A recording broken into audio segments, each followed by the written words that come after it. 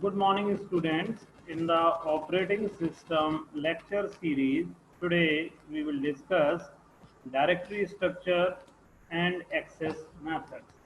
Okay, so let's start. In the file system of computers can be extensive. Some systems stores millions of files on terabytes of disk. Okay, to manage all these data, we need to organize them. This organization is usually done in two parts. First, disks are split into one or more partitions. Okay, and so as we know that disks are partitions, like just a second, we are waiting for these slides to come. Okay, so this is the file access methods, and in this directory structure and access method we are discussing. So let's start. This before discussing this file naming, we should discuss this directory structure. So as I have told you that the first thing is disks are split into one or more partition, and the second is each partition contains information about files within it. Okay, so this information is kept in entries in a device directory or volume table. Okay, okay, so it is kept into the device directory. So the device directory, more commonly known as a directory, record information such as name, location of size, and type for all files on that partition. Okay, so this is have an files directory system and so on. The directory can be viewed as a symbol table that translate table that translate files names into their directory entries. Okay, so when considering a particular directory structure, we need to keep in mind the operations that are to be performed on a directory. So before discussing this, we just have a look on this file naming. We also know this, but just quickly we will take a file naming. So this file dot back. This is called a backup file. File dot c. It's a C source program. There could be a Java files and others .cpp like C++ program, file.gif. So it's a graphical interchange, format image. JPG is also there. .hlp is a help file. .html is a hypertext markup language file. JPG is the joint picture group files. MP3 is the music encoded in MPEG layer free audio format.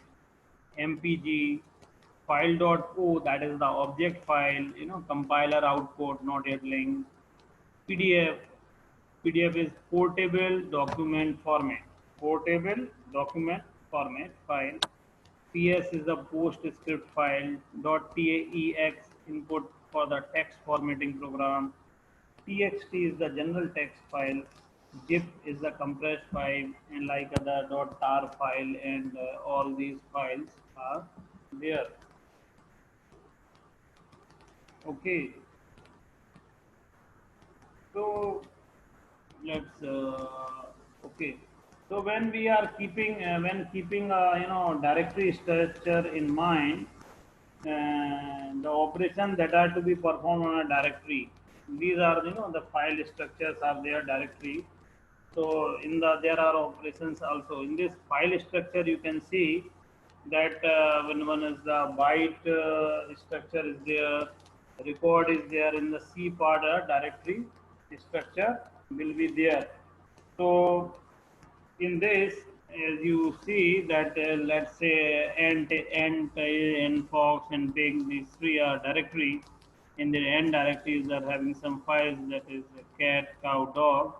In the fox they are having god, lion, owl. In the pig they are having this. And this line directory, the god directory is having hen, ibis, lamb, and all that thing they are having. So as we are using the directory structure, you are very familiar with this. And you can say that it's one is called the single level directory. So, and is the two level directory, and it is also you can say in this one level, two level. So it's a three level directory structure. Okay, one level, two level, and you can so also say it's a tree structure. There could be more level also there. So operation on file, we have also discussed. I think that what operation you can perform on a file: search a file, create a file, delete a file, list a directory, rename, traverse the file system. These all could be done. In a single level directory, you can have a directory that contains some files. Two level, a directory within directory. Okay, and a tree structure directory. So these all are the structure, and you can say this is the one byte storage, record storage, and the tree storage. This is the file type. You can see that the file types are considers the header. There will be a header, and the header will contains the different information like magnetic number, magic number, text size, data size, VSS size, symbol table size, entry point, flags, and so on. After that, have there will be a text data, relocation bits, symbol table. All these things would be there.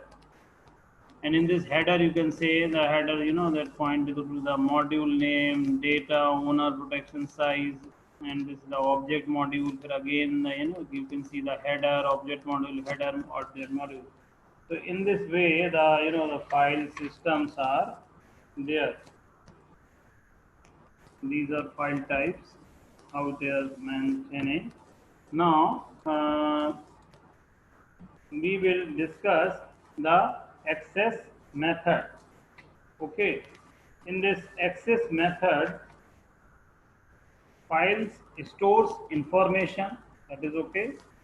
So when it is used, this information must be accessed and read into computer memory. So this information in the file can be accessed in several ways. Some symbols provide only one access method for files. Other systems provides different access. So one is called the sequential access, and another is called the sequential access, or random access, and the direct access. Okay, so sequential access, information in the file is processed in order. It means one record after the other. Read all bytes of the records from the beginning. Cannot jump around. Could rewind or backup. It is convenient when medium was magnetic tape. Okay. So the bulk of the operation on a file is reads and writes. A read operation reads the next partition of the file and simultaneously advances a file pointer, which tracks the input output location. Similarly, a write operation appends to the right of the file and advances to the end of the newly written material. Such a file can be reset to the beginning, and on some system a program may be able to skip forward or backward n records for some integer n, perhaps only for n equals to 1. Sequential access means to say the sequentially you are writing, read all bytes records from the beginning. Okay, so sequential access is based on a tape model of a file and works well on sequential access devices, okay, as it does not on random access ones. Okay, Now the second is the random access. Uh, in this random access bytes oblique records read in any order. Okay, so these reads in any order, essential for database systems. Since you know the database systems, the data could be access for any data you require. So there could be the random access would be there. Okay, and the read can be move file marker, that is the C can read from there. So there would be a marker that will be marked for that position, and that you can go to that access. These are the file attributes. What are the file attribute protection? Who can access the file and in what way? Okay, passwords needed to access the file, creator, ID of the person who creates the file, owner, current owner, read only flag, 0 for read or write, 1 for read only, hidden flag, 0 for normal operation, 1 for do not display in listing, system flag, 0 for normal files, 1 for system files, archive file, 0 for has been backed up, 1 for needs to be backed up, ASCII binary flag, 0 for ASCII file, 1 for binary file, random access flag, 0 for sequential access only, and 1 for random access. Like this, temporary flag, log flags, record length, key position, key length, creation time, time of last access, time of last change, last access, when you have actually last access this file, when you have last change or modified the file, what is the current size of the file, what is the maximum size of the file. So these are the the file attributes which system having. Now the file operation, as we have discussed, I think earlier also, as you know, also in the files, we are creating a file, we can delete a file, we can open a file, close the file, read a file, write onto the file, we can append on some file, we can seek something on file, get attribute, set attribute, and rename. So these are, the different file operations that can be done in the file. And now the directories, this is the single level directory system. So root directory will be there. In a single level directory system contains four files. The square represent the root directory. Where is the A, B, C? There are three. How files? Different files are there. Three different you can say nodes of files A, B, and C. Now the two-level directory structure, root directory is there. Now the three subdirectory are there, that is A, B, C, and these three directories is having the files A, B, C, C, C like this here. So let us indicate owners of the directories and files. Now hierarchical directory structure, there will be a root directory, user directory. Okay, after that the user subdirectories may be there, then the user file will be there. You can see with the figure this question mark, this is a shared file which is shared with the the directory B and C. So that is a shared file which is shared by directory B and the directory C. That is the remark by question mark. And this shared files in the second scenario is C's directory is owner equals to C, count equals to 1.